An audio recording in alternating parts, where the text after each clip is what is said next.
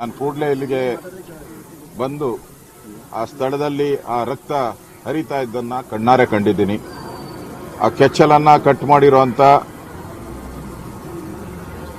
ಒಂದು ಹಸುಗಳಿಗೂ ನಾನು ನೋಡಿದ್ದೀನಿ. ಇದು ಗುಂಡಾಗಿರಿ ಸರ್ಕಾರ, ಇಲ್ಲಿ ತಾಲಿಬಾನ್ ಸರ್ಕಾರ ಇರೋದು.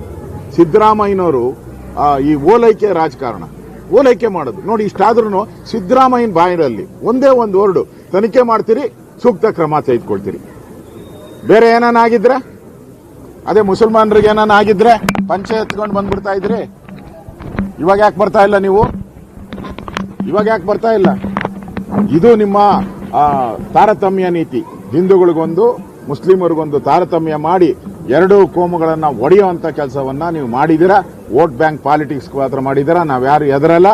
ಇದ್ರ ಒಬ್ಬರು ಮಾಡಿರೋ ಕೃತ್ಯ ಅಂತ ನನಗನ್ಸಲ್ಲ. ಮನುಷ್ಯತ್ವ ಇರೋರು ಯಾರು ನಡ್ಕೊಳ್ಳೋಕೆ ಸಾಧ್ಯ? ಮನುಷ್ಯತ್ವ ಇರುವಂತವ್ರು, ನಮ್ಮ ಅಧ್ಯಕ್ಷರು ಮಾತಾಡ್ದಂಗೆ, ಯಾರೂ ನನ್ನ ಜೀವನದಲ್ಲಿ, ನಾನು ಸುಮಾರು 60 ವರ್ಷದ ಮೇಲೆ ಆಗಿದೆ, ನನ್ನ ಜೀವನದಲ್ಲಿ ಈ ತರದ ಘಟನೆ ಯಾವತ್ತೂ ನೋಡಿಲ್ಲ. ಇವತ್ತು ಮಹಾಕುಂಭ ಮೇಳ ನಡೀತಾ ಇದೆ 144 ವರ್ಷಕ್ಕೆ. ಸಂಕ್ರಾಂತಿ ಇವತ್ತು ಹಿಂದೂಗಳಿಗೆ ಇದೊಂದು ಪವಿತ್ರ ಹಬ್ಬ. ವರ್ಷ ಪೂರ್ತಿ ಗೋವುಗಳು ನಮಗೆ ಅನ್ನ ಕೊಡುತ್ತೆ, ಹಾಲು ಕೊಡುತ್ತೆ, ಅದಕ್ಕೆ ಪೂಜೆ ಮಾಡುವಂತ ಹಬ್ಬ. ಇವತ್ತು ಕಾಂಗ್ರೆಸ್ಸಿನ ಮುಖಂಡರು ಬಂದು ನಿನ್ನೆ ಗಲಾಟೆ ಮಾಡಿ ಒಡೆಯೋಕೆ ಬಂದಿದ್ದಾರೆ ಕರ್ಣನ್ನ. ತಗೋ 2 ಹಸು, ತಗೋ 2 ಹಸು ಅಂತ. ಅಷ್ಟು ಭಿಕ್ಷೆ ಬೇಡುವಂತ ಸ್ಥಿತಿಯಲ್ಲಿ ಈ ಹಿಂದೂ ಸಮಾಜ ಇಲ್ಲ. ಅವರು ಒಂದ್ ಕೈಯಲ್ಲಿ ಕೊಡೋದು ಹಸುಗಳನ್ನ, ಇನ್ನೊಂದು ಕೈಯಲ್ಲಿ ಕಟ್ ಮಾಡೋದು. ಈ ರಸ್ತೆಯಲ್ಲಿ ನೋಡಿ 50 ದನ ಕಟ್ ಮಾಡಿದ್ದಾರೆ ಇವತ್ತು. ಈ ರಸ್ತೆಯಲ್ಲಿ ನೋಡ್ಕೊಂಡೋಗಿ ನೀವು, ದಾರಿ ಉದ್ದಕ್ಕೂ 50 ದನಗಳ ಕಟ್ ಮಾಡಿದ್ದಾರೆ, ರಾಶಿ ರಾಶಿ. ಒಂದ್ ಕೈಯಲ್ಲಿ ಕೊಡೋದು, ಒಂದ್ ಕೈಯಲ್ಲಿ ಕೊಲೆ ಮಾಡೋದು. ಇದು ಇವತ್ತು ನಾನು ಈ ಸರ್ಕಾರ ಕೇಳ್ತಾ ಇದ್ದೀನಿ. ನಿಮ್ಮ ಈ ಶಾಪ, ಗೋ ಶಾಪ, ಗೋವಿನ ಶಾಪ ತಗಲ್ದ್ರೆ ನಮ್ದು ಪುಣ್ಯಕೋಟಿ ನಾಡು. ನಮ್ದು ಕರ್ನಾಟಕ ಪುಣ್ಯಕೋಟಿ ನಾಡು. ಸತ್ಯವೇ ನಮ್ಮ ತಾಯಿ ತಂದೆ, ಸತ್ಯವೇ ನಮ್ಮ ಬಂಧು ಬಳಗ ಅಂತ ಹೇಳದಂತ ಪುಣ್ಯಕೋಟಿಯ ನಾಡಿದು. ಇಲ್ಲೇ ಹಿಂಗೆ ಈ ದುರುಳರು ಜಿಹಾದಿಗಳು ಈ ಒಂದು ಕೆಲಸವನ್ನ ಮಾಡಿದರೆ ಇಡೀ ಕರ್ನಾಟಕದ ಜನ, ನಾನು ನಮ್ಮ ಅಧ್ಯಕ್ಷರು ನಾವೆಲ್ಲ ಮಾತಾಡಿದ್ರಿ, ಬಂಧಿಸಿಲ್ಲ, ಕ್ರಮ ತೆಗೆದುಕೊಳ್ಳಿಲ್ಲ ಅಂದ್ರೆ ನಾವು ಕರಾಳ ಸಂಕ್ರಾಂತಿನೂ ಕೊಡ್ತೀರಿ ಅಂತ ಹೇಳಿದ್ರಿ. ಆದ್ರೆ ಇವತ್ತು ಆಗಿರುವಂತ ಬಂಧನ ಇವೆಲ್ಲ ನೋಡ್ತಾ ಇದ್ರೆ ನನಗೆಲ್ಲೋ ಪೊಲೀಸರ ಮೇಲೂ ಡೌಟ್ ಬರ್ತಾ ಇದೆ, ಸರ್ಕಾರದ ಮೇಲೂ ಡೌಟ್ ಬರ್ತಾ ಇದೆ. ಇಲ್ಲಿರೋರು ಇರೋದು ಒಂದೇ ಆಸ್ಪತ್ರೆ. ಮೊದಲೆಲ್ಲ ಹಳ್ಳಿಗೆ ಒಂದು ಆಸ್ಪತ್ರೆ, ದನದ ಆಸ್ಪತ್ರೆ. ಇಲ್ಲಿ ಬೆಂಗಳೂರಲ್ಲಿ ದನದ ಆಸ್ಪತ್ರೆಗಳೇ ಇರೋದು ಕಡಿಮೆ. ದನ ಇರ್ಬೋದು, ಬೇರೆ ಬೇರೆ ಪಶುಗಳು. ಆದ್ರೆ ಅದನ್ನೇ ಲೂಟಿ ಹೊಡೆಯುವಂಥದಕ್ಕೆ ಅದನ್ನೇ ಖಾತೆ ಮಾಡಿಕೊಟ್ಬಿಟ್ರು ಸಿದ್ದರಾಮಯ್ಯನವರು.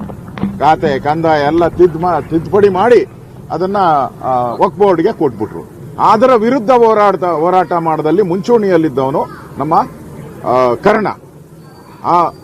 ಮತ್ತು ಕರ್ಣನ ಆ 4 ಹಸುಗಳು, ಕರ್ಣ ಪ್ಲಸ್ 4 ಹಸುಗಳು. ಇವತ್ತು ಕರ್ಣನ್ ಮೇಲೆ ಹಲ್ಲೆ ಮಾಡಕ್ಕೆ ಆಗ್ಲಿಲ್ಲ ಅವ್ರ ಕೈಲಿ.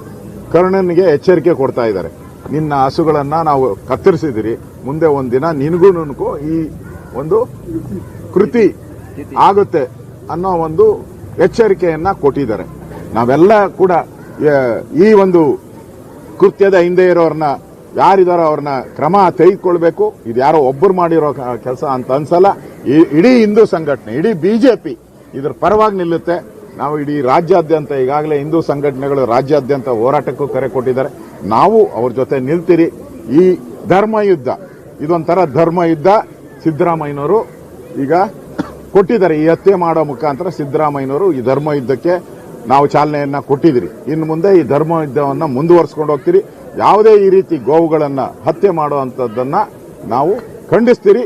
ಮತ್ತೆ ಹಿಂದೂಗಳ ಮೇಲೆ ಆಗ್ತಾ ಇರುವಂತಹ ಹಲ್ಲೆಯನ್ನ ಖಂಡಿಸಿ ನಾವು ಇಡೀ ರಾಜ್ಯಾದ್ಯಂತ ನಾವು ಈ ಹೋರಾಟಗಳನ್ನ ಮುಂದುವರಿಸ್ತೀವಿ. ಪಾಲಿಟಿಕ್ಸ್ ಮಾಡ್ತಾ ಇದ್ದೀರಿ ಅಂತ ಪ್ರಿಯಾಂಕ್ ಖರ್ಗೆ ಮತ್ತು ಸಿಎಂ ಹೇಳಿದ್ದಾರೆ.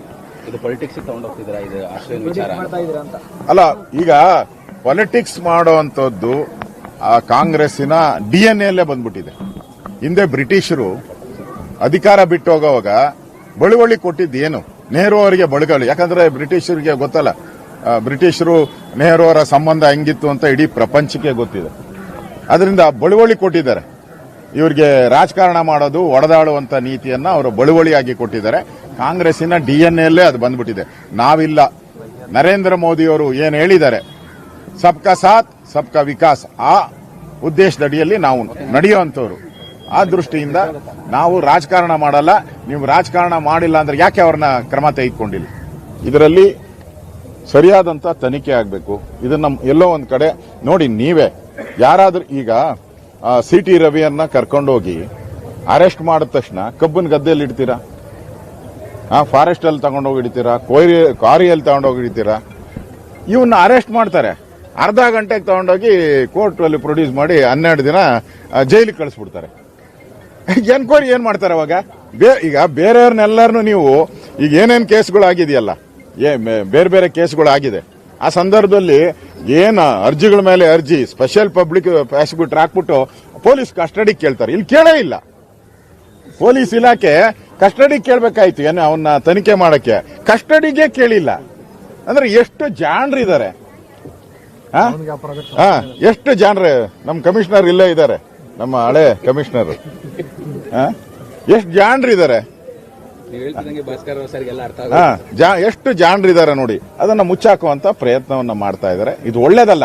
ನಾನು ಸಿದ್ದರಾಮಯ್ಯನವರಿಗೆ ಒಬ್ಬ ಮುಖ್ಯಮಂತ್ರಿಯಾಗಿ ನೀವು ಒಂದು ಪಕ್ಷದ ವೋಟ್ ಬ್ಯಾಂಕ್ ಆಗಿ ಮಾಡಬೇಡಿ.